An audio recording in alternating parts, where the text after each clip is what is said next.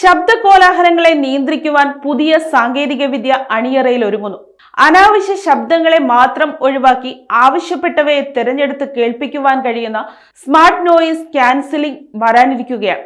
കാതുകൾക്ക് ഇമ്പമുള്ളത് മാത്രം കേൾക്കുക, അലോസരപ്പെടുത്തുന്നവയെ പടിക്ക് പുറത്തു നിർത്തുക, ഇതാണ് പുതിയ സംവിധാനത്തിന്റെ ലക്ഷ്യം. ശബ്ദമലിനീകരണം മൂലം ബുദ്ധിമുട്ടുള്ളവർക്ക് ആശ്വാസം നൽകുന്ന തരത്തിലുള്ള വാർത്തയാണ് സാങ്കേതിക ലോകം പുറത്തുവിട്ടിരിക്കുന്നത്.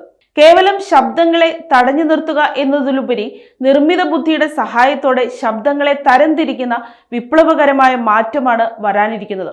ഇതൊരു കേവല നിശബ്ദതയല്ല, മറിച്ച് ശബ്ദങ്ങളുടെ ബുദ്ധിപൂർവമായ വേർതിരിക്കലാണ്.